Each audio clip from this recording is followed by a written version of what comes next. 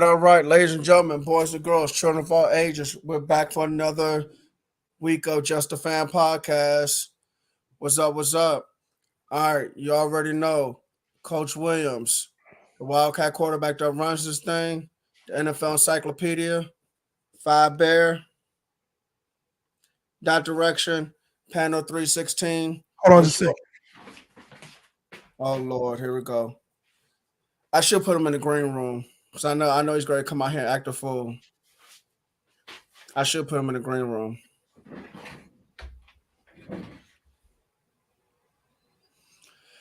Yeah, I'm about to put this guy in the green room, and I just do this by myself. I'll put this guy in the green room. I just don't have my Debo Samuel jersey. It's not in yet. That's the only reason, you know. All right, so yeah, y'all know who that is. Pando 316, man. What's up? Cry, Eagles, cry, losing 42-19.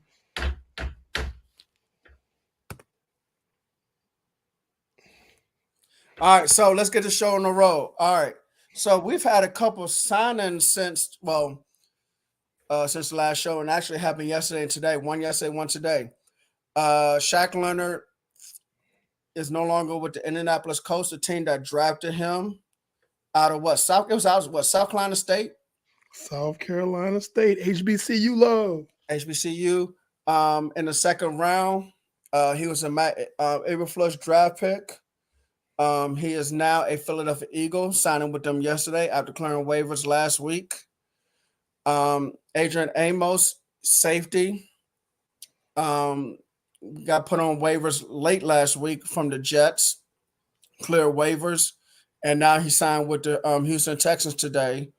Let's start off with Shaq Leonard, man. What do you think about that signing, or just everything about him? I was going to ask you because my question is, how good is he going to be with the way his back is? That's the first thing. My concern is his injuries, right? And then two, you know, from our discussion early this week when the signing occurred, we were talking about, okay, he goes to the Eagles. That's great. Eagles do have issues at linebacker. We saw on Sunday how bad the Eagles linebackers were because just about everywhere the 49ers attacked was the middle of the field where the linebacker should be. And really, really crappy linebacker play was the reason why they lost that game. I mean, all you saw was 53-41 chasing Debo Samuel or George Kittle or Christian McCaffrey all over the field. So I get the signing, it makes sense, but here's the thing. Here's my issue with it. My issue with it is that how good is Shaq Leonard in coverage? Because that's where the issue is with the deficiency with the Eagles linebacking core. They lost that game. The linebackers lost that game for them. If you really go back and look at the film, and y'all know how I feel about Kyle Shanahan. I'm not the biggest fan of Kyle Shanahan, but he game planned perfectly to attack the weaknesses of the Philadelphia Eagles defense. And the Achilles heel is that linebacking core. So Philly went out and said, hey, man, we got to do something about the linebacker. Great. Who's the best linebacker available? Shaq Leonard. Okay, that's great. But what does he excel at and where is he deficient at this point? And from my knowledge, he's never been really awesome in coverage. He's been a great plugger. He's been great pass rushing, but is it gonna make a difference? That's the question. And we're really not gonna know until we see him play in that system. No, agreed. You pretty much said everything I wanted to say. He can read and diagnose plays and stop the run. Okay, he's one of the smartest linebackers.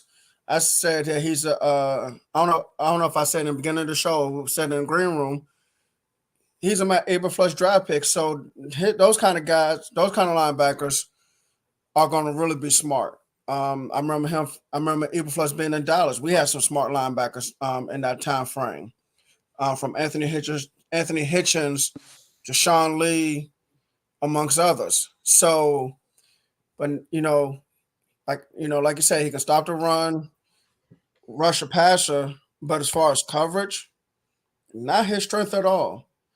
And so, like, are you like? It's the only thing you're gonna do just blitz him and like send five guys, which is gonna be like what, four defensive linemen and then him and then rely on six in coverage, or I don't see them going like an off front where it's like three down linemen and then send him from different spots in the field.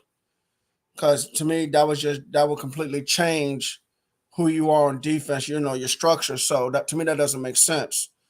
So, and their secondary. I mean, you talking about the linebackers. Their secondary is not good either. I don't care if it's corner or safety. So they do have issues at safety. I agree with that. they got issue at corner too.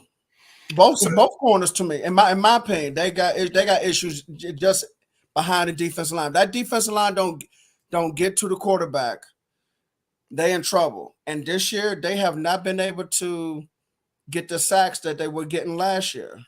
And I knew that it was going to be a drop off, and that was going to expose everything from linebacker on back. So I think honestly, Philadelphia's a good team. Don't get me wrong. I like their record, but I think they're in trouble moving forward. Yeah, it's going to be really about, as we get into my picks later on in the show, it's going to be really about how they respond, because good teams respond from adversity. It's how and to quote a famous fictitious Philadelphia character, Rocky Balboa, he said, it's not about how hard you can hit, it's about how hard you can get hit and get up and keep pushing. And I think that statement is true about any team. It's about how bad you can get hit in the mouth and then respond and bounce back. We had several teams last week that lost last week, and they responded the next week. They really played well. So you have to look at that. Those teams deserve credit for being able to bounce back from losses. Now, this ain't no ordinary loss. This was a devastating loss. And there was a lot of emotion in the game. There's a lot of emotion leading up to the game. It was a lot of emotion in the offseason too. And it was a lot of emotion during the game. And as we talk about it later. And the thing is that, there was a lot of jibbing and jabbing and chirping back and forth between both teams. But as my caption reads down here, talking the talk and walking the walk. The Niners talked the talk and walked the walk. Deebo Samuel did the most talking, and he backed up his trash talk. Like, how many times have we seen players in this league? How many times have we seen it in this league where players just did it before a game and they make a complete fool of themselves in that game? We see it all the time, don't we? Yes, we gonna do this, we gonna do that, and da da da da da da. I'm gonna use somebody. I'm gonna use your boy, Michael Parsons. He stayed chirping, and then like get maybe 2 tackles and a pressure the whole game. It's like, dude, wait, you was talking all that noise, And I was concerned as a Niners fan. It's like, man, Deebo chirping more than he normally does. Like, this is not like him, and he really talking. What does he do? He goes on the field and gets a hat trick. Gets three house calls. So I'm like, okay, well, I guess, Deebo beat you down too. But that game, in my opinion, was a preview, because we're gonna see them again. The Niners are gonna see the Eagles again. That's a preview of the NFC Championship. I really feel like I still feel like they're a good team. I still feel like we're going to find out this week how they respond from this loss. Now, they go out there and lose this week.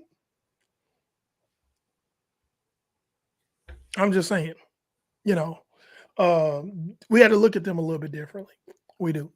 But the Shaq Leonard signing to help their run defense, yeah, it could work. But here's the issue. The Eagles' run defense wasn't bad to begin with. Especially up the middle. Up the middle's not bad. Yeah, no, they have a very good run defense. So you went and got a linebacker who's a plugger to help something that was already strong. And again, we got to see what he does in coverage, because every team in the NFL got film and is watching film of what the Niners did to the Eagles. And they're like, oh, okay. And even though they lost in overtime, they're looking at film of what the Bills did to the Eagles. Hey, you gotta look at what Washington did both games, even though they lost, because Sam Howell throw for 300 in both those games? Yeah, if you think about it, because and Washington only lost by a combined total of 10 points, and I think the first game went to overtime.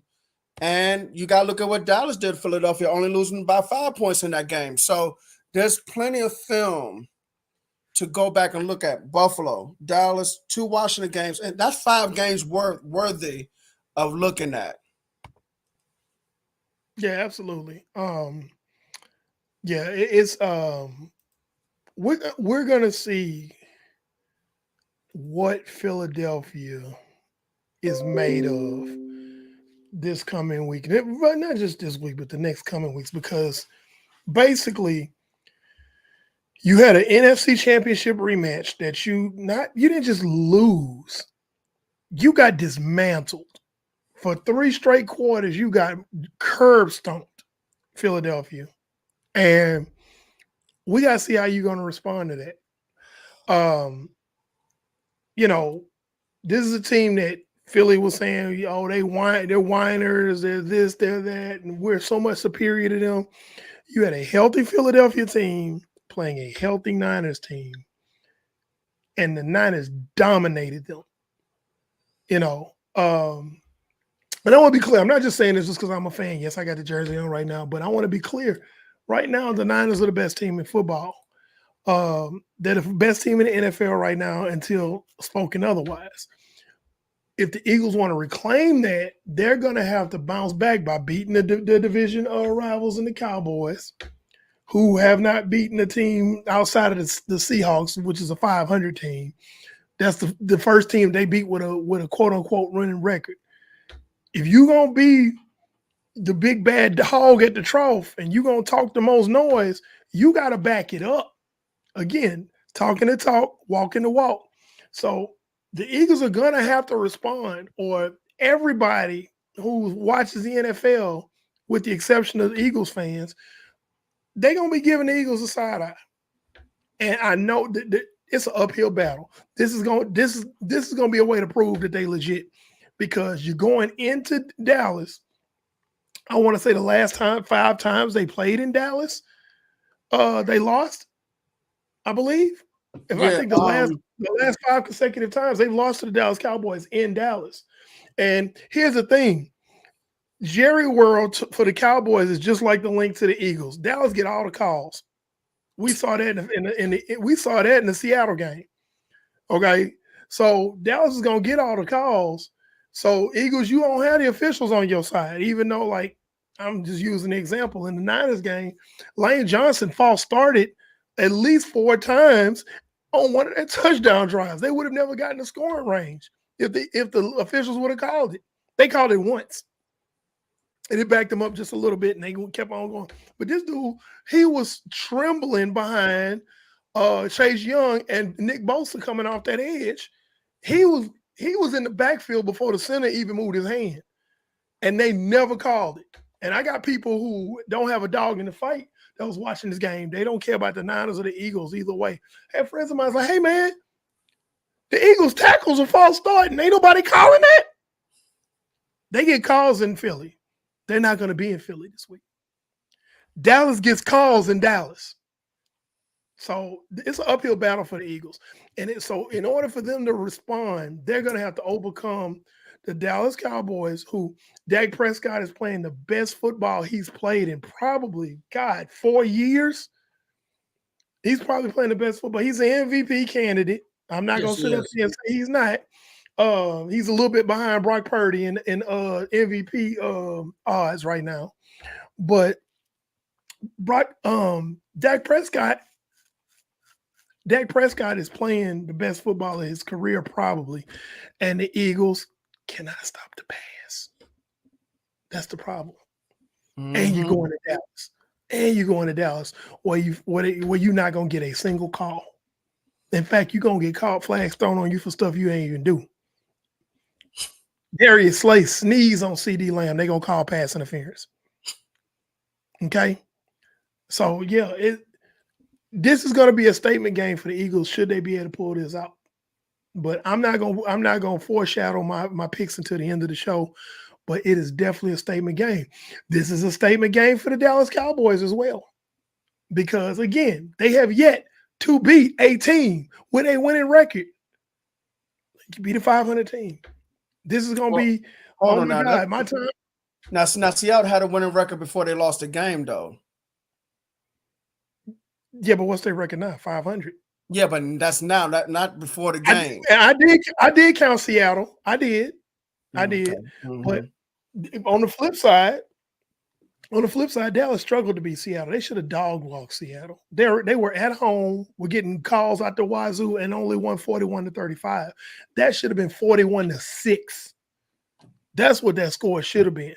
So there are chinks in the armor of both these teams, talking about Dallas and Philadelphia, because Deron Bland got exposed that night. We know that Deron Bland cannot play man. We know this at this point. Every time they put DK Metcalf, who me and you agree both is not that great of a receiver, we both agree on that. DK Metcalf ran a clinic on Deron Bland. Yeah, and I'm like, what the hell? Yeah, I'm like, no, man, you ain't supposed to let him do that to you. Now Dan Quinn changed it up in the second half and put Gilmore on DK, and DK couldn't do nothing. And that's smart. Gilmore's gonna have to cover AJ Brown. I would have him cover AJ Brown. I would. But Deron Bland cannot get caught in man against Devontae Smith, because Devontae Smith will eat his lunch. Because Devontae is fast. He's a route technician. He's not just fast; he's a route technician. I would definitely get safety. My problem with Quinn is I just wish he would stop doing so much cover 1 and cover 3, and run a lot more split field coverages. Help from the safeties. Yes. Yeah. But yeah, man, it's gonna be an interesting game. I think, and I'm gonna throw this question at you and tell me what you think. Who has more to lose in this game between Dallas and Philly after what we saw this week?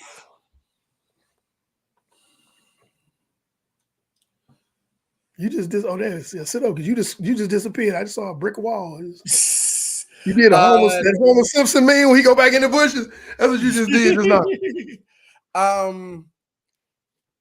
No, I don't think I think there's higher expectations for Philadelphia than Dallas. So I think Philadelphia has more to lose, because if Philadelphia loses game, then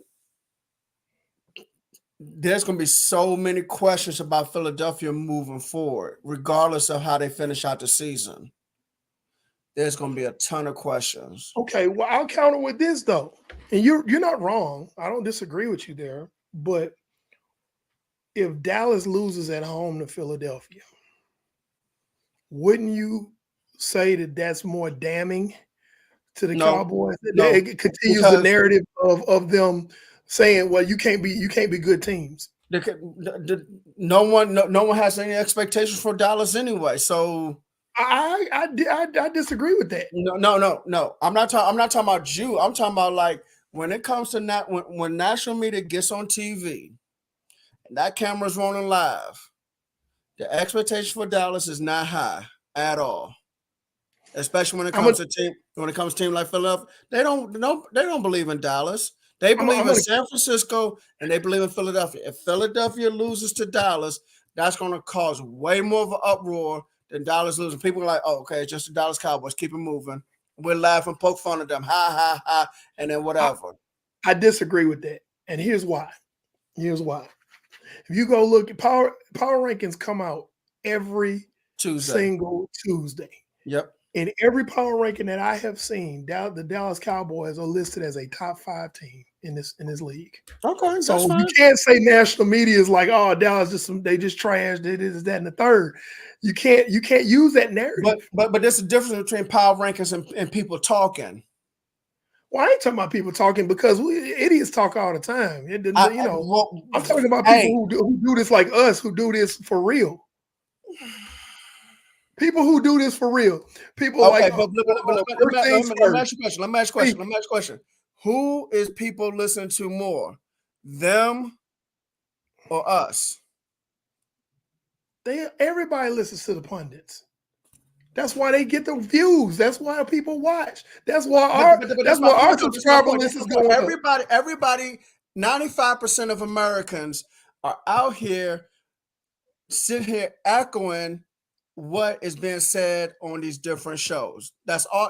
I'm saying to your point. Let me finish. As a Cowboys fan, I have learned not to talk Cowboys football to almost anybody. Well, that's because I don't know. Let me finish. I almost don't talk football with almost anybody because all I hear is repeated stuff. I'm not going to sit here and talk Cowboys football with too many people. And I'm talking about maybe a handful of people. I'm literally talking about a handful of people that I probably talk Cowboys football with. And that's probably stretching it because everybody else is sitting here repeating. No one has their own perspective, their own what's the word I'm looking for?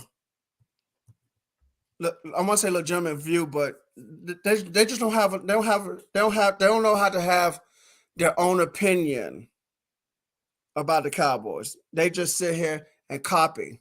It's copy and paste what's being said. It's like a parrot. No. So let me ask you this. The people who are being parrots. Oh no! I ain't talking about. I'm not talking about the window lickers. I'm not talking about those people. I'm not talking about the people that talk like the people who are. Hold on. Is he a Cowboys fan? Yes. You know him? Okay, so he knows what I'm talking about. Then he knows exactly what I'm talking about. I'm not talking about the people who are just like, yeah, we them boys, and have no facts to back up what they talking about. I'm not talking about those people. We not, and that's 95% of your fan base. Let's be real about it. 95% of the Dallas Cowboys fan base are not knowledgeable. Okay, well, I know that part. What I'm talking about I'm talking about the 95% of other fans who dislike the Cowboys, who sit here and when they talk bad about the Cowboys, the only thing they do is sound like a parrot, copy and paste what's being said from national media. Okay, so now to your point. To your point on that. That's why. Okay, can I get to my point? That's why I said I'll let you talk. Go ahead. I'm trying to prove a point here. What I'm saying is the national pundits, the media, there is a huge Cowboy following of national media people who prop the Cowboys up, as well as people who are like, yeah, they all right. Then you got the people that, of course, that like Skip, that's just not Skip, excuse me. Stephen A is like, the Cowboys are not this and that. But here's the thing. It's not hating if it's rooted in fact. That's the thing. And on this show, we talk about facts over feelings. Okay? If somebody's saying something about my team and it can be proved as a proven fact, I'm gonna be like, hey man, you got it. You know what? That's true. Okay, but when you say something that's not true, that's when I'm gonna slide your ass. If they beat the Eagles, I'm gonna have a chance to change this conversation. Yeah, I agree. That's what I've been saying. But they got to beat the Eagles, which they probably will, because again, they're in Dallas. They have a history of beating the Eagles in Dallas, and the Eagles are beaten and bruised up from the complete skull crushing we gave them. So they coming off of a game against a superior team, and they're hurting from it, and they're at home. So at the end of the day, Dallas has no excuse not to win this game. Everything is in their favor at this point. Everything is in their favor. It works for them. So my point that I'm making is about, or going back to my original point, was who has more to lose, Eagles. or who's going to look the worst if they lose this game. It's Eagles. really Dallas. No, Eagles. It's Dallas, because you have no excuse to lose. Eagles. You have no excuse. Eagles. And the narrative will continue as to what Carl Stewart just posted, because the conversation going to change when the Cowboys win the game. Okay, you're right. But guess what? The conversation is going to continue. The narrative will continue that the Cowboys can't beat nobody but fifth graders. I say Philadelphia. Okay.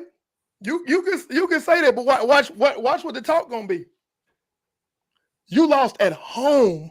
Just like right now, the Philadelphia Eagles, just this past Sunday, lost at home. They were supposed to be the best team in the league.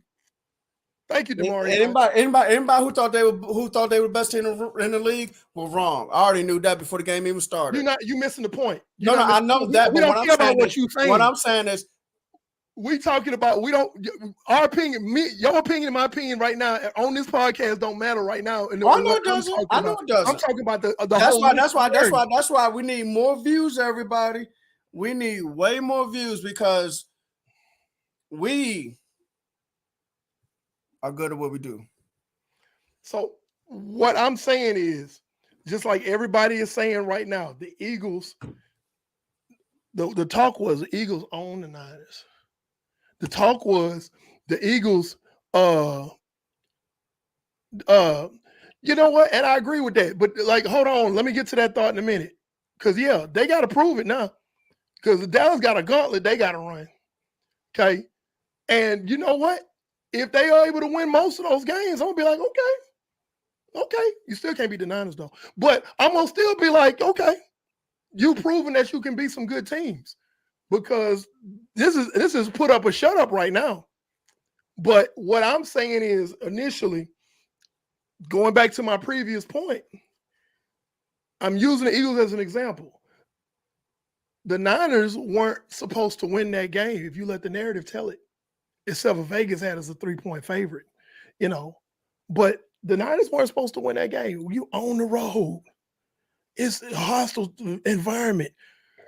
The Eagles sent you home last year, excuse me. Brock Purdy is unproven, which is complete BS, because he's an MVP candidate. They just solidified it this week. Brock Purdy can't do this and can't do that, even though he's led the league in passer rating. But all of that talk, and at this point, the Eagles were flying high, pardon the pun. They were the best team in the league. Everybody had them number one on their power rankings. San Fran goes in there, not only beats them, but demolishes them. So now the ball's in the Eagles' corner. Everybody looking at the Eagles' side out like, hey, maybe y'all not as good as we thought you were. That's what the conversation is.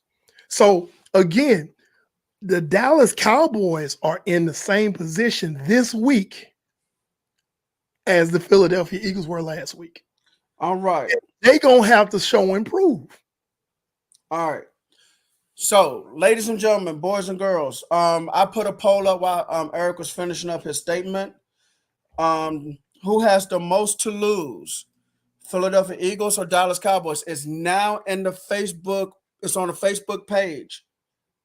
The poll is up. Who has the most to lose? Philadelphia Eagles or Dallas Cowboys? Go vote when you get a chance, please. I'm interested in seeing who y'all. We are all interested in who y'all choose. All right.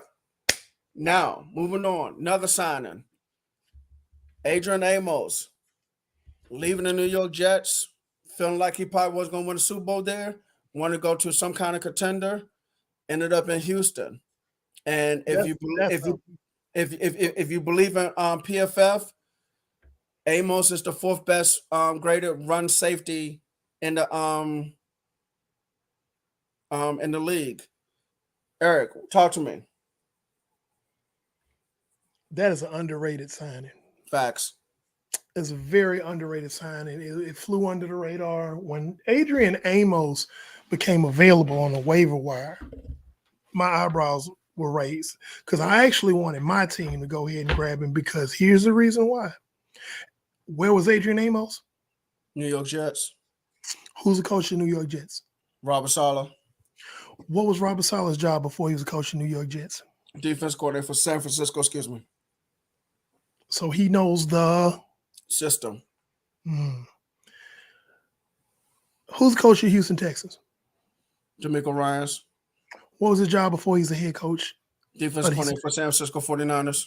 hmm. System So he scheme. knows the same. He can go in day one and play in that system. Plug and play.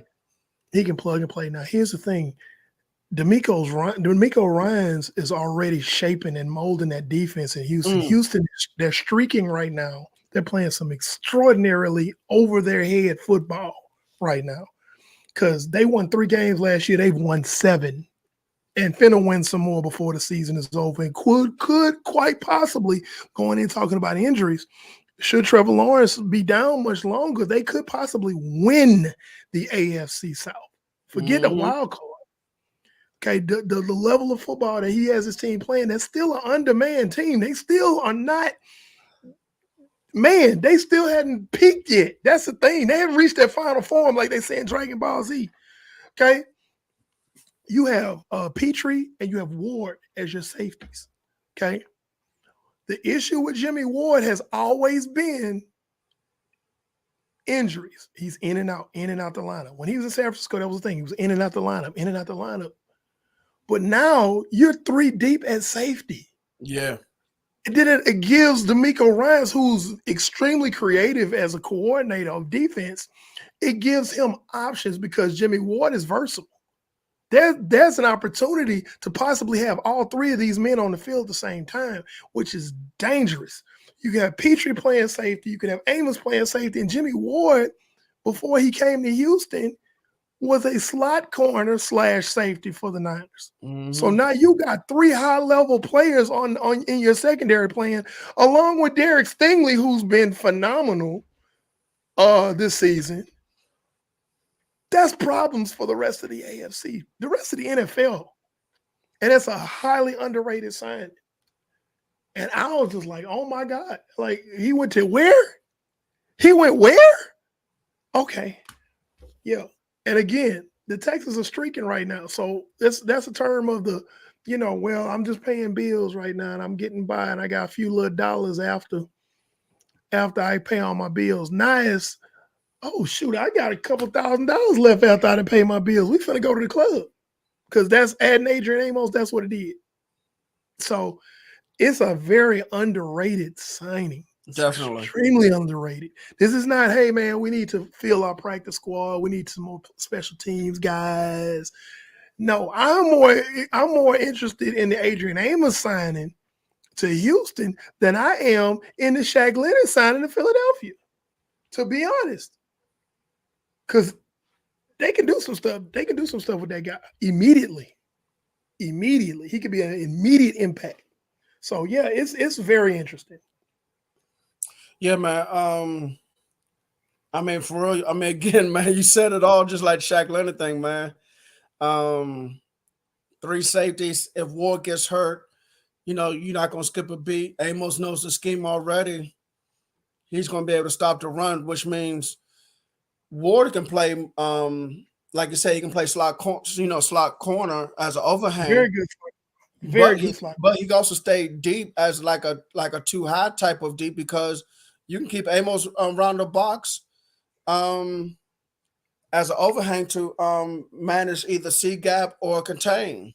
So adding him makes Jimmy Ward more dangerous because he can move around now. He doesn't have to just stay at free safety. So you are able to take advantage of the versatility of Jimmy Ward by adding Adrian Amos.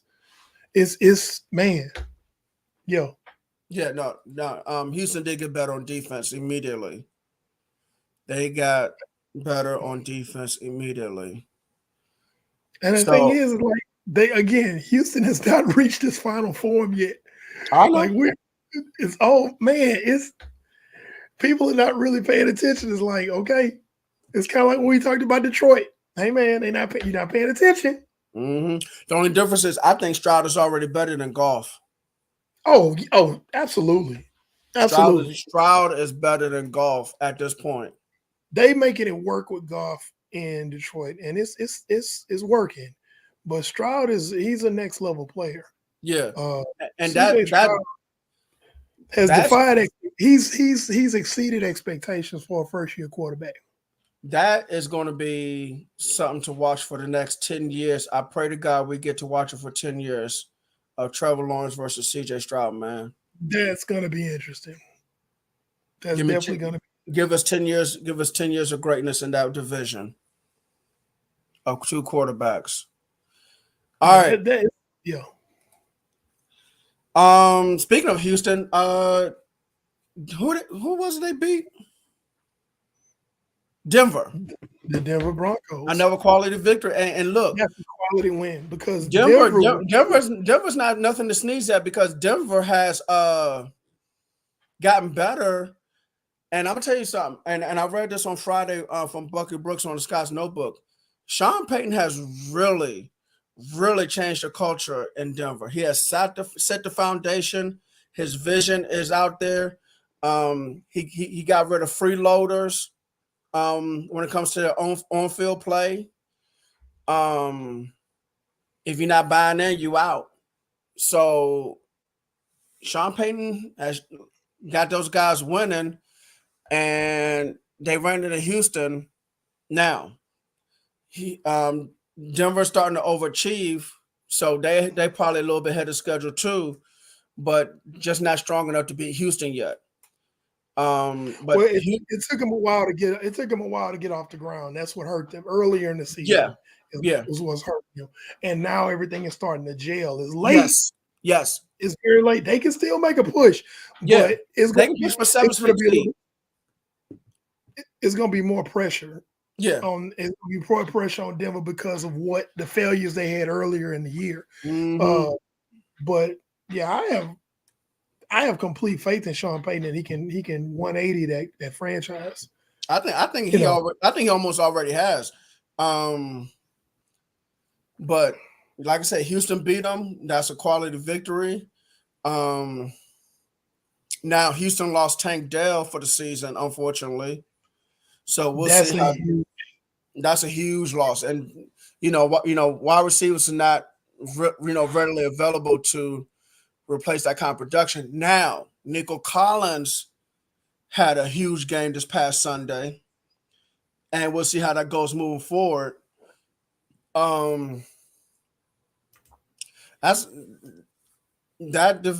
Going back to that division, and I'm gonna tell you, Indianapolis, who's in third place in that division, is 7-5, has shocked me as well. They have shocked me as well. So, that division is tough. It is tough. We'll see what happens. But Houston beating Denver, that was quality victory. You got anything else to say about that game? No, them beating Denver was I want to say I picked Houston to win that game. Which I wasn't shocked because Houston at home back in the old days when you had the DeAndre Johnson Houston Texans. Oh, Andre Johnson, yeah, boy. Those were tough games to win if you had to go into Houston and play them. And it's getting back to those days because guess what? More butts are in the seats because why? Houston is winning. People are going to games now and it's louder in there.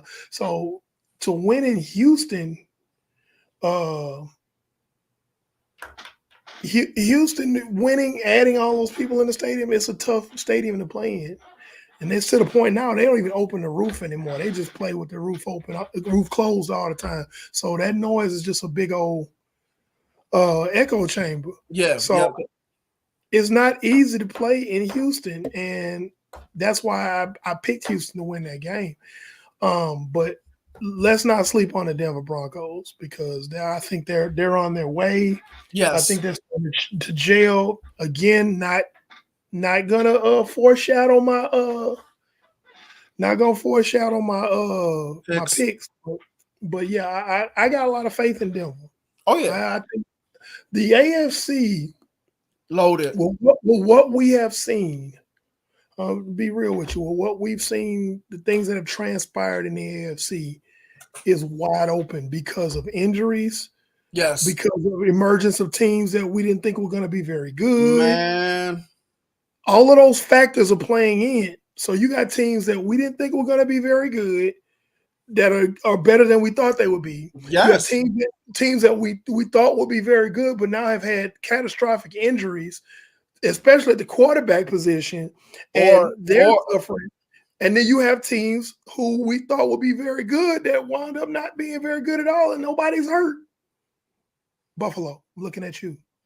So, it's the AFC is wide open. Like you have your usual suspects in the NFC right now. You have the 49ers, you have the Eagles, you have the Cowboys, you have the Detroit Lions. And then you got about two or three teams that are kind of scratching and scraping to get those last couple of playoff spots, but they're gonna get dog walked the first week of the playoffs. yeah, like Green Bay, Seattle, Green Bay, Seattle, those guys, they go whoever wins the South. the NFC South. Oh God, Yeah, NFC so South. you have your usual suspects Mm-hmm. in the NFC, but the AFC is a completely different story. In my opinion, right now, the best team in the AFC is the Baltimore Ravens. Agreed. Right behind them is Miami. Then after that, it's like Baltimore, Miami, then Because Kansas City's not even. I mean, Kansas City got good defense, but Kansas City's just not looking like Kansas City. Kansas City ain't got no receivers, man. Let's call a spade a spade. I know Hey. you trying to be diplomatic, and I don't care about being diplomatic. Kansas City receivers are suspect outside of Travis Kelce. They suspect. Hey, you know what? If I was Kansas City, I would bring in T.Y. Hilton to help out some way somehow. I know T.Y. Hilton's not the same he was in his prime, but he can still catch the ball. Yeah, right, he would catch. Like he'll be a great number 2 option to throw the football to in Kansas City. I'm gonna say something controversial. A lot of people may not like what I'm gonna say, and guess what? I'm Pando 316. I don't care. One of the biggest losses that Kansas City had was allowing Juju Smith-Schuster to walk out of there. You know what? I ain't mad at you. Because even though he's not performing, well, I don't know how he's doing in New England, probably not well. I mean, Mac Jones is quarterback. You can't blame him for that. And I mean, the whole offense is just bad right now. They couldn't muster any points against the Chargers at all. Yeah, that and Mac Jones and Bailey Zappi are unwiped ass. So I mean that and I said that when Mac Jones was coming out. When he came out of the draft, I said, I know. Mac Jones, no. They let Juju go. That hurts. Let me tell you something. And I don't want to get off on a tangent here, but I got to go in on Mac Jones a little bit more. When he had his pro day at Alabama, and this joker was indoors throwing to his receivers and missing them. Naked routes. Nobody's covering these receivers. Just naked routes. And you missing receivers at your pro day, at your school, in an indoor facility with your receivers. I said, this boy trash. I never watched his pro day. Oh, my Lord. It's good you didn't, because it's like watching a movie that you don't want. You watched a really bad movie and you just want to wipe it from your memory. Hey, it was traumatizing if you're a pro scout. I'm gonna just tell you like that. I'm like, I know good and hell well he did not miss that receiver. That's one of his receivers, and there's no wind blowing. And that's the thing too. When people in the air condition, what? I want quarterbacks to perform throw the ball at the combine, not the pro day, because pro day, like you said, is your receivers. And more than likely, unless the college can't afford it, you're gonna be indoors. Man. But I went off on a tangent, right? I wanted to just Get that off your chest. I want to get that on my back. I want to pat my own back. So I said Mac Jones was trash, and nobody, you know who else I said was trash coming out. You know what I'm finna say? Heck, somebody wanted to fight me because I called him trash. Geno Way Smith. back. There you go. Coming out of West Virginia, I say Geno Smith ain't gonna be nothing. Man, you crazy, man. Geno, bro. That boy gonna be around 3-4 teams before he actually settle in, and then he's still gonna be mediocre. Hey, that's what I said before he got his name called at Radio City Music Hall. Packers and Chiefs. Oh wow. Oh man. First of all, we need to do something about this officiating in the NFL. That's the first thing. Okay, let's talk about the officiating in the NFL before, because that you just segued into that. The officiating has been horrid in the NFL. They're not even trying to hide it. It's bad. I'm gonna be honest with you. I think that the NFL need to start finding referee. Now, this might be kind of hard to do because it's kind of hard to call every single thing in the world. But I think when stuff gets reviewed after the game is over with, that referees need to start being fined for certain calls. They got to be held accountable. They need to be held accountable. They out here just doing whatever. It's almost like having Stevie Wonder just out there throwing the flag. It's almost that bad. Or keeping it in his pocket when it needs to be one in the case of Kansas City and the Packers. I mean, there's some, and I'm not even just talking about this game. I'm talking about overall this season. No, I agree. I agree. There have been holding. There have been horse collar tackling, not getting called. I mean, we can talk about some bad pass interference calls and some missed pass interference calls. It's so many instances we could bring up that, I mean, we could do a whole show on just that. Oh God. We could just bring up instances where it was like, oh my goodness. It's bad when the announcers are like, hey man, I don't see a flag right there. Dean Blandino comes in and is like, yeah, that shouldn't have been a flag, guys. Or hey, I don't know why he didn't throw the flag there. There's clear. And then the next day, Dean Blandino got going to on social media and be like, yeah, that was a bad call. Or yeah, that was a missed call. And it's like, the game is over. You have negatively affected the game. It can't be our bad. It can't be it's our bad. Because you costing teams games. Yeah. You causing coaches to possibly get fired. Right. I'll never forget. There used to be those NFL films, videos, and I never forget that sound bite of Jerry Glanville yelling at official. He's like, oh, you know what the NFL stands for? Not for long. I would be selling groceries when you make those type of calls. I mean, it's facts. It's like, man, you get coaches fired like that, you know?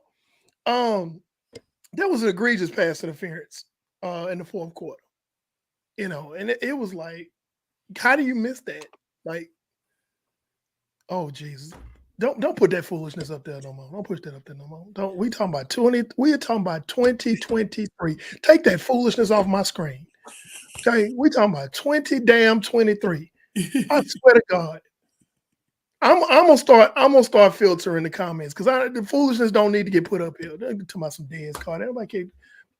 How many years ago was that? Stop it. Anyway, I'm talking about this year. The officiating has been horrid.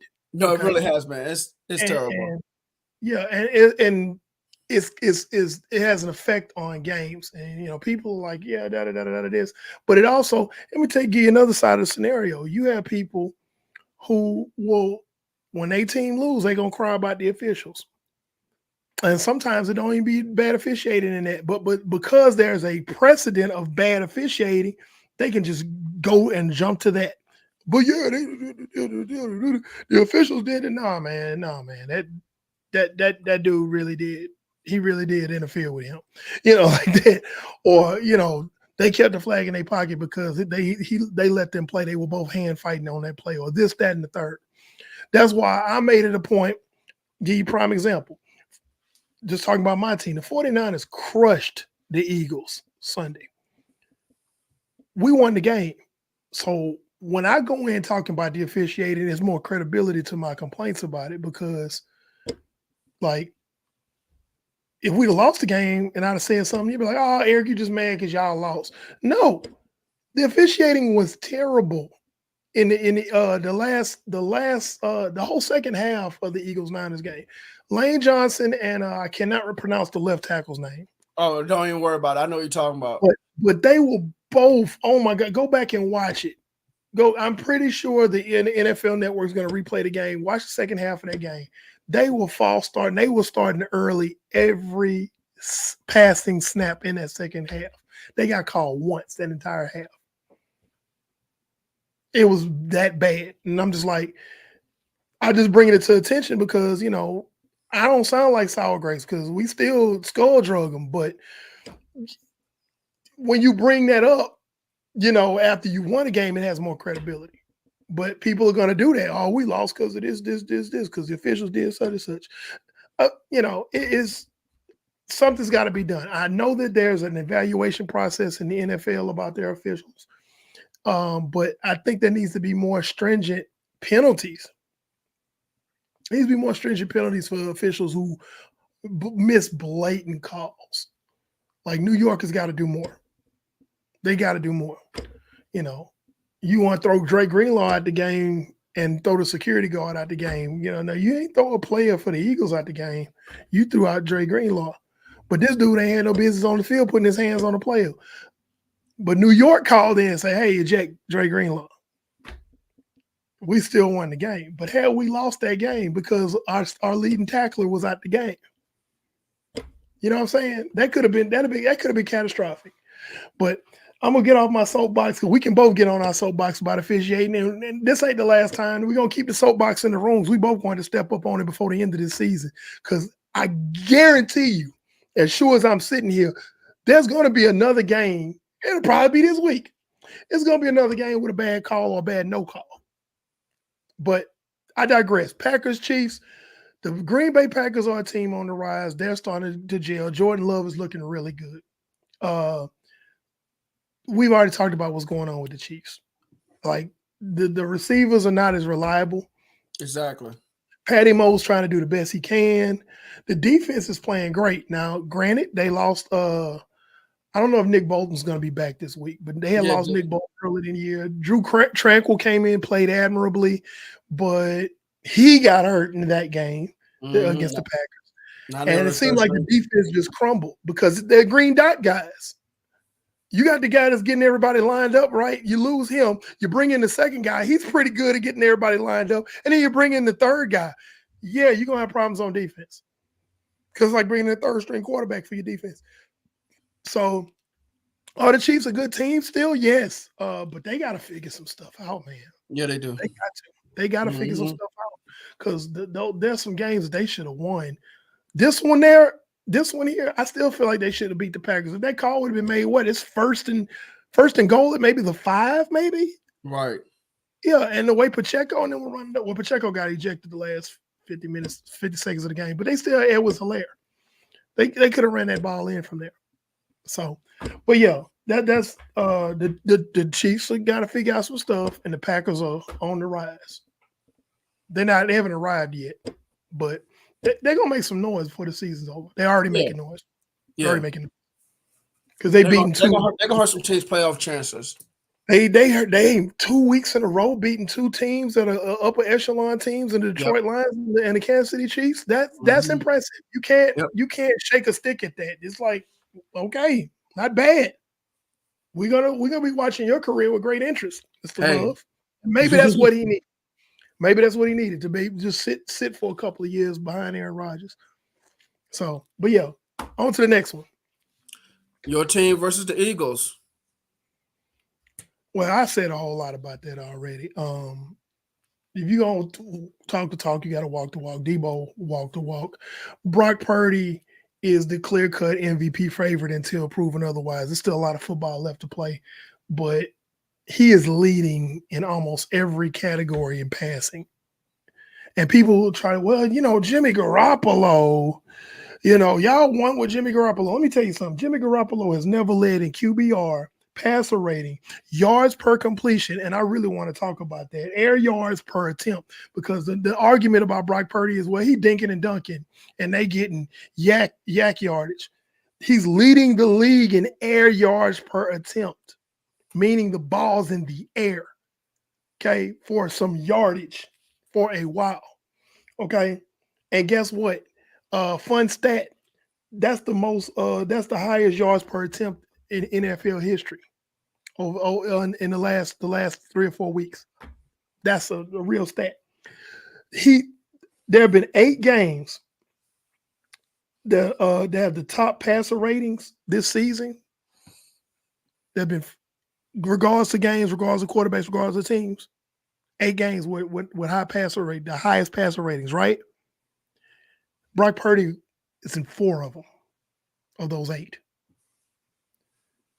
Y'all got to miss me with this Brock Purdy ain't MVP material. Foolish. Y'all got to miss me. For real. Y'all really got anybody who's like and not saying he shouldn't be in the conversation, go ahead and get you a cup of bleach, put some ice cubes in it, and bottoms up, okay? You got to stop, okay? To be fair, Dak Prescott is playing the best football of his career probably. So he's in that conversation too. I'm not going to besmirch him like that, but the clear front runner right now is Brock Purdy right now. But now, moving on, because I'm gonna get off of this. But right now, my question about the Niners, because right now they're the undisputed, probably best foot team in the NFL, is how are they going to respond? Will they stay hungry or will they get complacent? Because this was an emotional win over the Eagles. They have what, 5? Everybody has 5 games left, right? No, there's some teams with a bye week coming up. What's my everybody? Okay, so I know Washington. I think Washington's on the bye. They're on the bye this week. Yes, Washington's on the bye this week. Yeah, somebody else is on the bye. Hopefully this is the last week for buys. My concern as a Niners fan right now is the remaining games. There's only one really tough game that the Niners have left, and that's against Baltimore. Every other game that they have left, they should dog walk those teams. But because they should dog walk those teams, what's the biggest thing you have to worry about? You a coach. When you know y'all about to play a bunch of tomato can teams, what do you tell your players? Stay in the moment. Stay focused. That's true. So right now, and a lot of pundits have said this, and I agree with them. The only people that can beat the 49ers right now is 2 things. Only 2 things. The injuries and complacency. That's it. They can get complacent, lose to teams that are not better than them. They're going to play about 4 teams that are not better than them starting Sunday night. Sunday. They've already dog walked the Seahawks in Seattle. You're at home against Seattle. There's no reason you should lose that game. You got the Cardinals and the Rams. You got the Washington Commanders. Those are games that the Niners should be padding stats. The toughest game they have left is against Baltimore Ravens, who I feel like is the best team in the AFC right now. That's a tough one. That is a very tough one. But honestly, they shouldn't lose any more games. If they lose one, it should be to Baltimore. But that's what a concern is. I already talked about the Eagles moving forward. They got to bounce back. If they're gonna call themselves big dogs, they got to bounce back. Big dogs bounce back from losses. The Cowboys got humiliated by the 49ers. The next week they went and beat LA Chargers. It wasn't a big win because they're not a great team, but they bounced back and won the game. The Eagles haven't looked back since. So, granted, they playing tomato cans, but they doing what they supposed to against those tomato cans. I'll give Dallas credit for that. They kind of stumbled a little bit against Seattle. They should have curb stomped Seattle.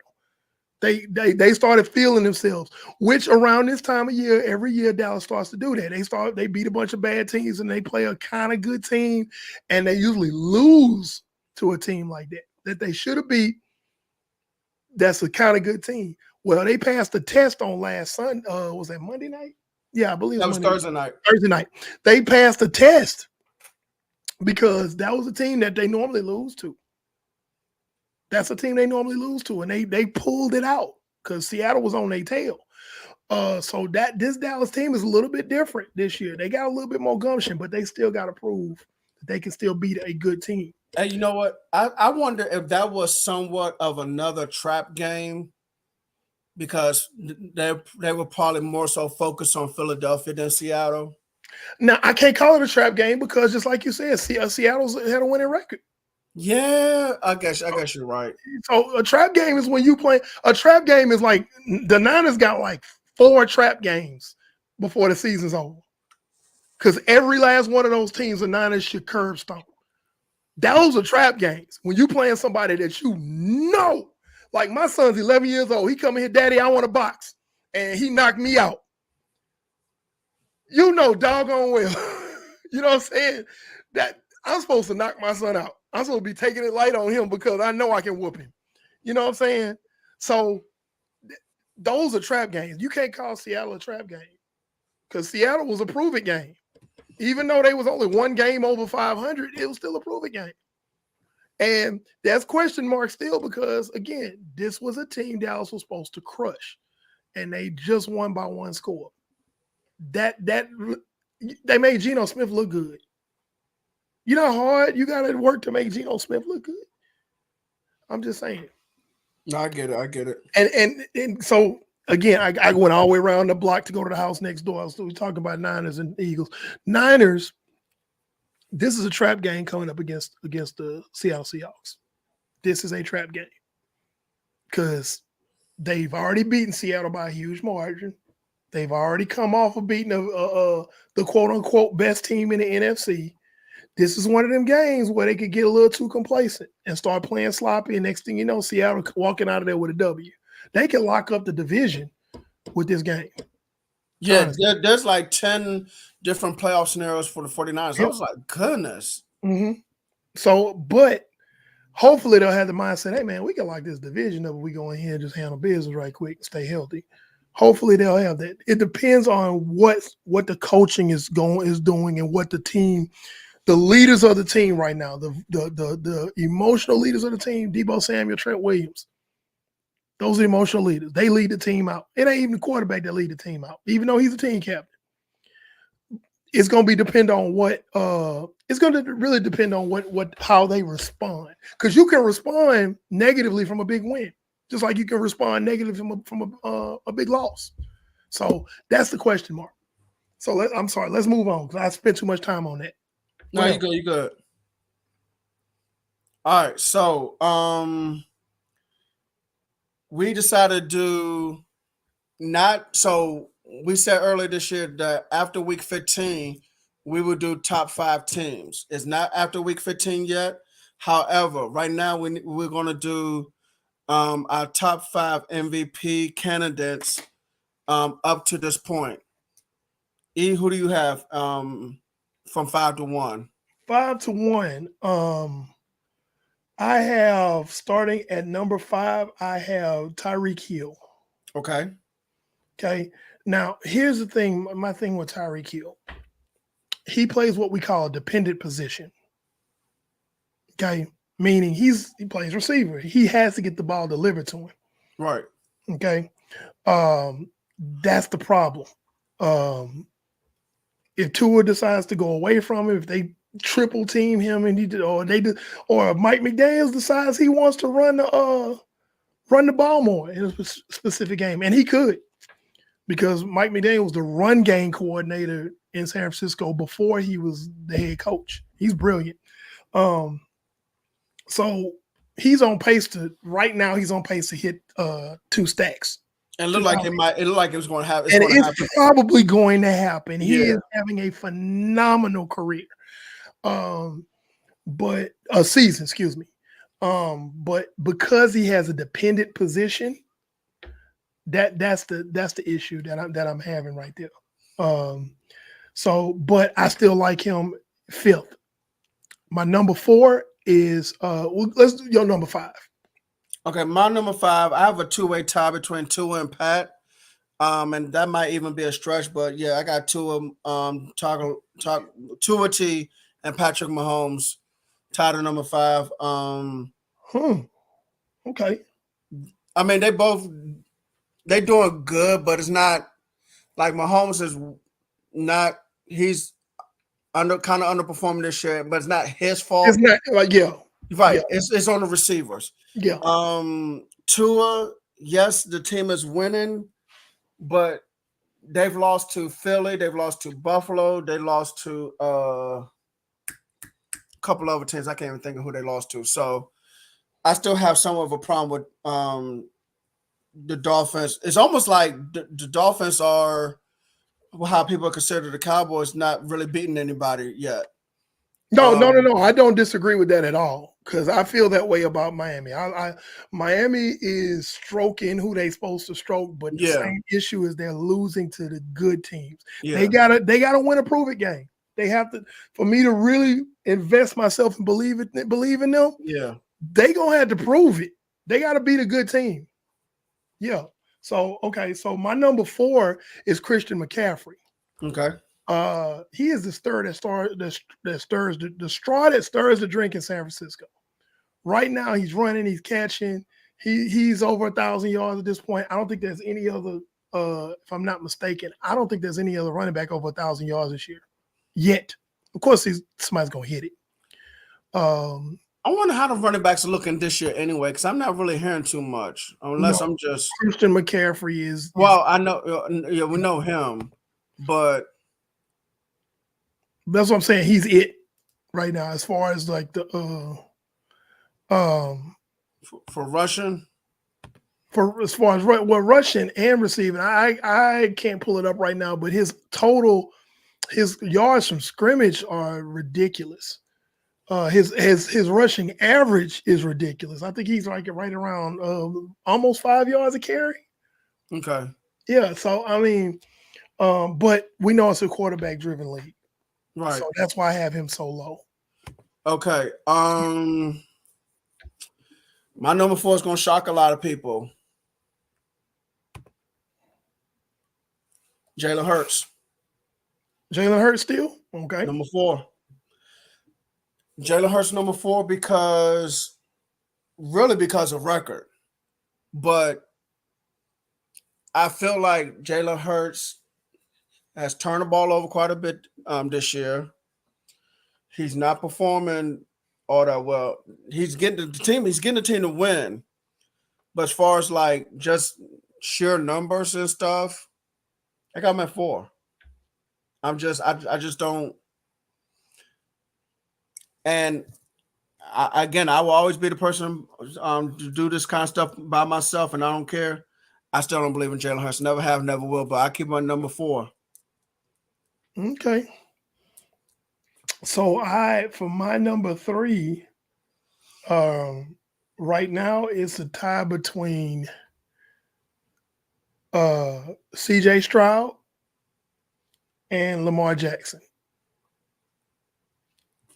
Your number 3 is my 3 is half of your 3.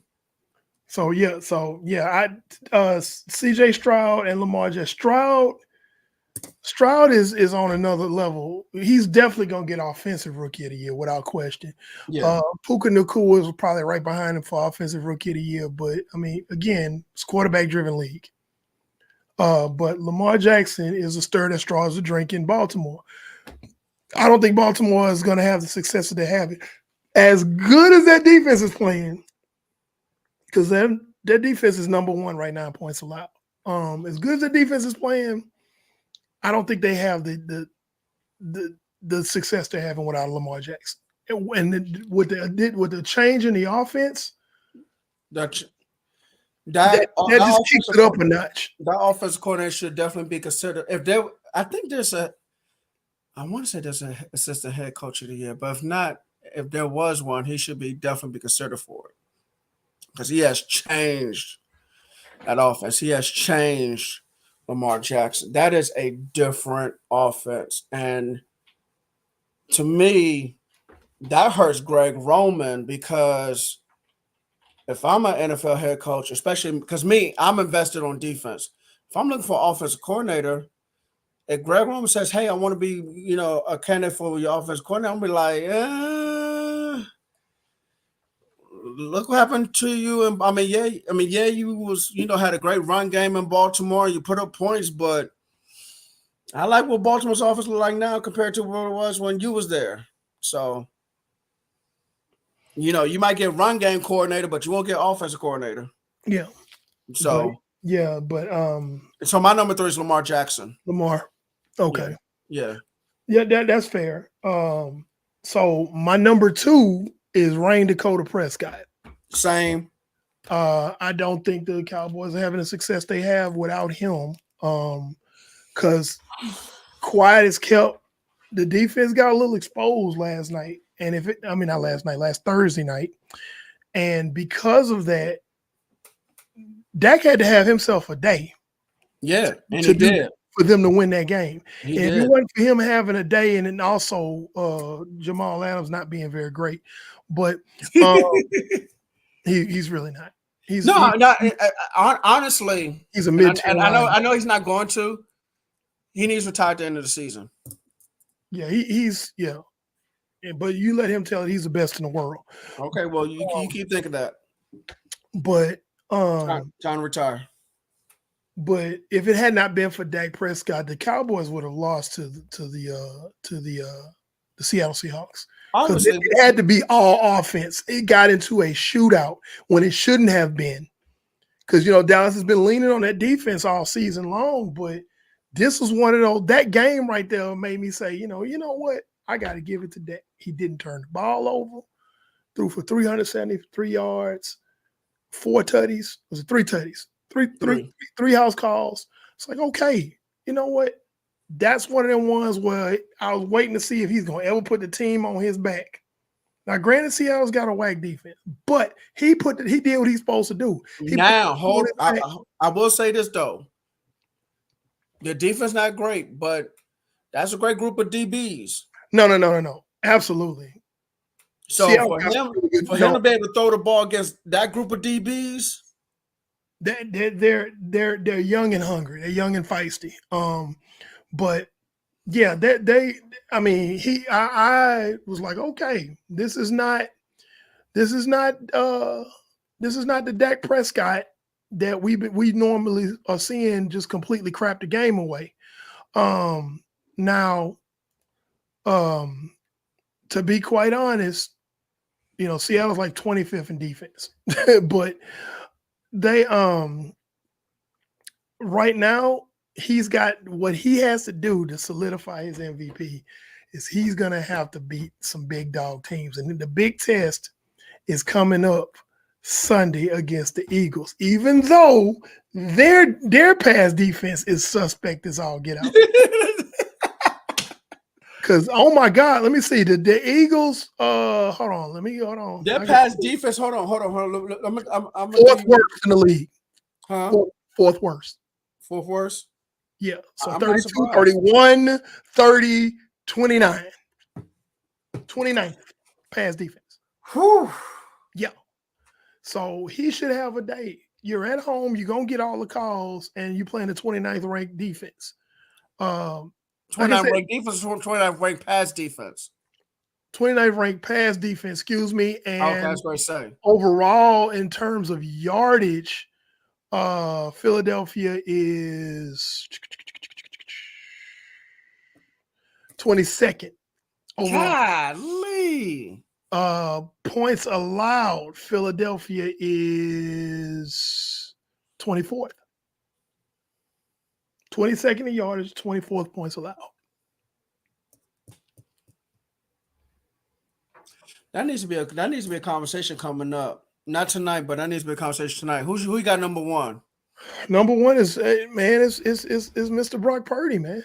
I got him at number 1 as well. Brock, I mean, like you got people like Nick Wright who just will not give him credit at all. Like Brock Purdy has to throw 30 touchdowns in a game with no interceptions. And, it's like, dude, what does this guy have to do? Because he keeps moving the goalposts every week. Like, and he's not the only one. It's several people. And then you got the people that's like, well, he's a system quarterback. Every quarterback's a damn system quarterback. Let's be real. You count on maybe one hand in the history of the league, quarterbacks that just go to different systems and still flourish. So every quarterback's a system quarterback. Miss me with that. Oh, well, he got all these weapons. Man, all the good quarterbacks got weapons. Dak Prescott has CeeDee Lamb. He's got those two tight ends, Shoemaker and Ferguson. He's got Brandon Cooks. He's got Brandon Cooks. Especially Ferguson. Lamar Jackson's got OBJ and Zay Flowers and Rashad Bateman. Miss me with that. Oh, he's got weapons. Every good quarterback who plays well has weapons. Stop it. Oh, well, y'all won with Jimmy Garoppolo. Jimmy Garoppolo ain't never led in none of these categories that he's in right now. And he's done it. Brock Purdy's also done it against top-ranked defenses, top 5 defenses. Put a 42 on that, threw 3 touchdowns on Dallas at the time when Dallas was the number 1 defense in the league. You know what I'm saying? Like, I know what you're saying. So it's time to stop the Brock Purdy hating. Even if he does not win the MVP, it's time to start calling him one of the best quarterbacks in the league. It's time. This man was, if Brock Purdy was drafted in the first round, I think the conversation would be different. I think they absolutely hate that this man was the last pick in the draft and he's one of the best passers in the league. They hate that. Little old Iowa farm boy. He's not glamorous. Like, that was a meme when the Philly people, he was walking into the stadium, so the players were showing up. And it's like one of the Philly fans put, there's no way we're losing to this geek. Because he looks unassuming. But he will torch your ass if you fool around. And he's like, and I want to say this. If he don't win the MVP this year, he probably going to win it sometime in the near future. Because what year is he in, Brandon? Second year, and the number of games, he's not really, I mean, he's a second-year player, but just barely played a full season. Right. So he had to reach his final right. So it's like he's a second-year player, but the games don't really reflect it. I'm gonna give you another stat. That's the reason why Brock Purdy is number 1 on my list. You have PFF grades for offensive lines. San Francisco's offensive line is ranked in the low 20s, the high 20s, excuse me. So like somewhere like one of the worst offensive. He's doing this with one of the worst offensive lines in the league. Outside of Trent Williams, the rest of that offensive line is like, hey, man, like that. Dak is doing what he's doing with a great offensive line. But Purdy's doing this with, people are blitzing him. He's beating the blitz. Like, he's like, I dare you to blitz me. I'm going to torch your tail. So, like, and again, to be fair, hold on. Let me do this. Because y'all see me with this Niners jersey on. I'm going to take off my fan hat and put on my analyst hat. How can you deny this man? You can't deny this man. At this point, again, it's not hating when somebody's stating facts. But when you going against the facts and you just going with your feelings, that's hating. Bottom line, the way he has performed this year. Well, he threw them picks in them games they lost. Dak threw picks in games they lost. In fact, they tied in interceptions. Both of them have thrown 6.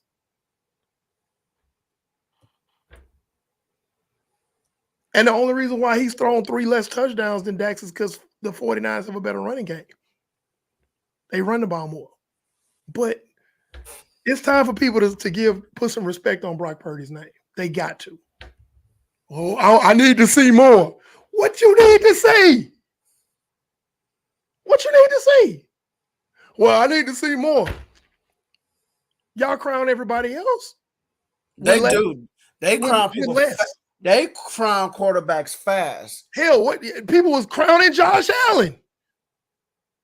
Josh Not Allen me. stats don't match up to Brock Purdy. I never crowned Josh Allen. I know you didn't. No, I'm just saying. You know me. I never crowned Josh Allen. Josh Allen had that game against Kansas City in the playoffs when they went back and forth that one time, and that was it. Oh, Josh Allen. Yeah, I was like, okay, y'all wait. I dare somebody to try to debate me about Brock Purdy not being a good quarterback. I will crush you.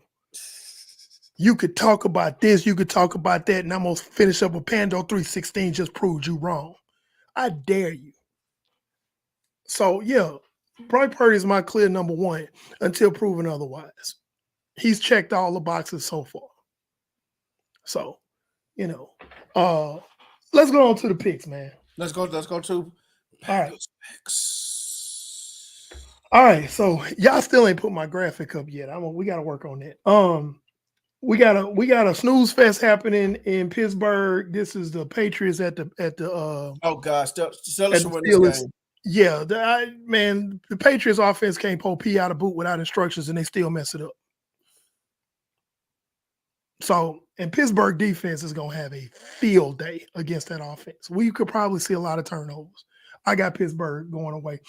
It's almost my stone cold lock. Not surprised. Tampa Bay versus Atlanta. Atlanta's getting some momentum. It doesn't really matter who wins that division. That division is bad. I'm sorry, all my friends who are Saints fans, but that division is bad. And the Saints are underperforming. The Saints are underperforming. Atlanta's not that good. Tampa Bay is a hot mess too. And we're not even going to talk about the Carolina Panthers. Oh, okay? we should wait. Well, Carolina only have the first round pick, so I can't even say nothing about them. So I got the Falcons over the fighting Baker Mayfields. Okay. Detroit at Chicago. Chicago played them tight last time. I think Detroit condenses the nonsense this time. They had two scares. The New Orleans Saints almost came back on them. Mm-hmm. I think they're gonna Campbell's gonna have them a little bit more focused this week, and they're gonna take care of business in Chicago.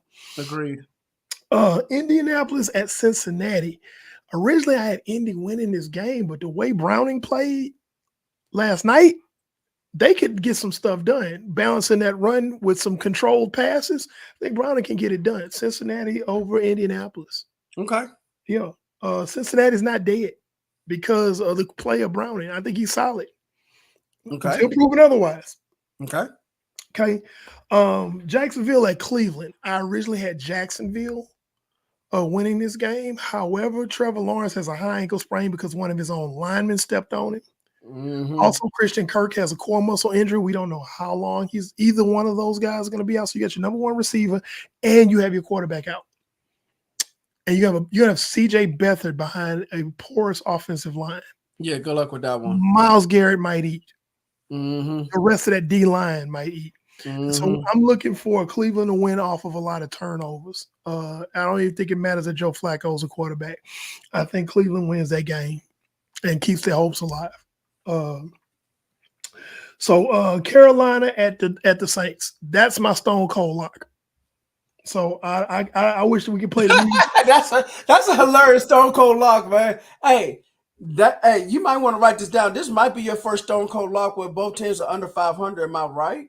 Yeah, but the Saints are at home. Carolina's a dumpster fire. Well, I know that, but I'm just saying, like, yeah, that's a first. The Saints still got fight in them. That's the thing. Like they almost came back and beat Detroit, who I still believe is probably the third best team in this conference. I still believe that. So, and they almost came back and won that game, even with Jameis Winston at the helm, because Derek Carr is in concussion protocol. So even with Jameis, I could go play quarterback for the Saints right now and beat Carolina. Okay, I feel like New Orleans, they're back in the Superdome. That's a loud place. That's a loud place. I like the Saints beating Carolina going away. That's my stone cold lock of the week. Houston at the Jets. The battle of the Shanahan defensive coordinators. Wait, Houston at the Jets. Oh. This might be a low scoring game, folks. It could very well be. This could be a low scoring game. I like Houston on the road. Until proven otherwise, I like Houston. I like what they're doing, but don't count the Jets out. Robert Saleh, you got to realize D'Amico Ryans was under Robert Saleh on that staff in San Francisco. Mm-hmm. And then D'Amico got bumped up when Saleh took the job with the Jets. So This is a pick. This is a pick'em game. They know each other. They know each other. My only thing is one thing. You're gonna see a lot of the same offense. But here's my thing. The Jets don't have an offensive line, and the Jets don't have a quarterback. They have a serious quarterback controversy issue. That's why I'm picking the Texans, because it goes down to quarterback, because the defense is going to be what and what. Yeah, I know. Defense is going to be what and what. Both teams will be running the same offensive scheme almost. Yeah. Identical offensive schemes. Yep. It's kind of like when San Francisco used to play the Packers back in the day, way back in the 90s. It's kind of like that. So you're going to see a lot of the same stuff, but the difference, the X factor is your MVP candidate, rookie of the year candidate, CJ Stroud, is going to make some plays that nobody expects him to against that defense. So I like Houston in that game. It's a pick 'em, but I like Houston. Next one was almost a stone cold lock. If I had more than one, this would be one. The LA Rams travel to Baltimore. Oh, yeah, okay. The Ravens are going to dog walk the Rams. Okay. What time is that game? I'm going to tune in for that carnage, because I'm going to enjoy that, because by doing so, they're going to actually elevate the 49ers in their chances of winning. That's a 1 o'clock game? Oh, see, that makes it worse, because that's early for LA. Going across country to play a team who is vastly superior to the Rams. Vastly superior team. Mm-hmm. Yes. So I got Baltimore. Minnesota versus the Raiders. Vikings and Raiders. Oh, God. I think they still sticking with Josh Dobbs. I still like Josh Dobbs. I think he had a really bad game the other night, but I don't believe in the Raiders, even with Antonio Pierce coaching. Dobbs versus Aiden O'Connell. I think Antonio Pierce is a good coach. I just don't believe him enough for them to beat Minnesota. They're in the black hole or the giant Roomba. That's what their stadium look like. But I think Minnesota can go in there and get the win. People were saying from an airplane look like a hockey puck. Yeah, like those giant Roomba vacuums, that little robot vacuums. That's yeah. So I like Minnesota in this game. Next game is Seattle at San Francisco. I got it as a pick 'em because this is a trap game for San Francisco. In the grand scheme of things, on paper, San Francisco should dog walk Seattle. But Seattle's going to be salty about the beat down they took in their own stadium. And George Kittle throwing turkey legs into the stands on Thanksgiving, which I thought was hilarious. They're going to play a little bit tougher. They believe a little bit more. Hey, man, we almost beat Dallas. They're going to come in there a little bit salty. San Francisco's going to have to respond like, okay, we just came off of beating the Eagles, but we really finna tear your tail out the frame. They're going to have to come in there. If San Francisco comes in and plays their best game, there's no doubt they beat Seattle. But this could be a trap game for San Francisco, so watch it. Buffalo at Kansas City. This is a tough one. Josh Allen throwing picks, and Mahomes has no wide receivers. And Mahomes ain't got nobody catching the ball. I really, this is another pick 'em. I don't know. Go get not Tyreek Hill. Go get T.Y. Hilton. I could flip a coin on who could win this one. Go get T.Y. Hilton. That can help you out some. But KC's at home, and Pat Mahomes is the better quarterback. Yes. And KC has the better defense. So I'm going to go with KC. And KC got the better head coach. Kansas City has a better head coach. Okay, so I got to go with KC right there. Broncos at Chargers. Give me the Broncos. Yes. Brandon Staley is just living on borrowed time. He's living on borrowed time. And I look for Russell Wilson in that Sean Payton offense to just waylay that defense and probably just put the death nail on Brandon Staley's tenure in LA. Because my God, they got one of the worst defenses in the league, and you're a defensive minded head coach. What the hell? You gotta go, man. Philly at Dallas. Again, I got Dallas winning this one. Again, for all the reasons I stated before, I'm not gonna go more into detail. Philly's just got to respond, but Dallas has everything working in their favor right now. They're at home, get a lot of calls at home. Philly's secondary is porous, and they're beat up. They're beat up from playing the Niners. Every time you play the Niners, you're gonna get beat up. There's a fun fact: teams that play the Niners since last year, they lose the next game. They lose the next week because they're so beat up. I think one team has won a game in the last 2 seasons. So that stat does not bode well for the Eagles. The Cowboys have been rested since Thursday, so they got a couple of extra days of rest. Which they needed because they played 3 games in 12. They played 3 games in 12 days, 12, 13 days. And I like the Cowboys to go ahead and win this game and basically go into – there'll be a first place tie in the NFC East. So Tennessee at Miami, that's another tomato can that Miami's playing. This is gonna be the Miami Relays again. That bottom line, Tennessee does not have the speed. Oh yeah, I was gonna say, like, who's going to Tyreek Hill?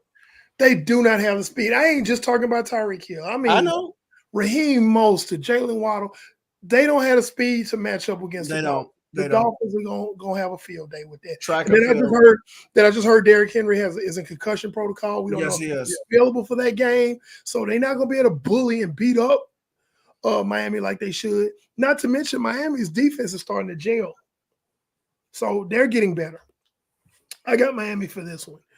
Green Bay at the New York Giants. Come on, man. Green Bay. Yeah, I mean, come on. Like, Jordan Love's on a tear right now. They feeling good about themselves, and the Giants are literally just a tackling dummy, a punching bag. Okay, so to recap and to get ready to close out, give me Steelers over Patriots, Falcons over Broncos, Lions over Bears, Bengals over Colts, Browns over Jaguars, Saints over Panthers. That's my Stone Cold lock. Texans over Jets, Ravens over Rams, Vikings over Raiders, Niners over Seahawks, Chiefs over Bills, Broncos over Chargers, Cowboys over Eagles, Dolphins over Titans, and Packers over Giants. Okay. All right, ladies and gentlemen, boys and girls, children of all ages, if you like our content, please don't forget to hit the thumbs up button. We're currently live on YouTube, Twitter, TikTok, and not TikTok, Twitch, and Facebook. You can follow us though on TikTok. You can also follow us on Facebook, Twitter, TikTok, and IG. You can listen to us on Spotify, Apple, and Google Podcasts. Don't forget, I put a poll up of who has the most to lose on the Facebook section of Just a Fan Podcast. Who has the most to lose? Dallas Cowboys or Philadelphia Eagles? Thanks to everybody who participated last week in last week's voting poll.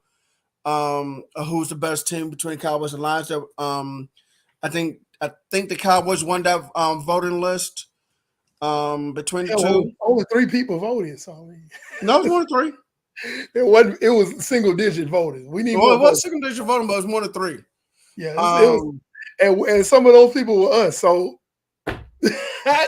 we gotta get more votes on our polls to make it more scientific. Because like that we gotta throw that poll out. That's not realistic.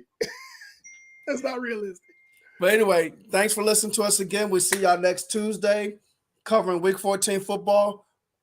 That's gonna be in the past. Will be in the past.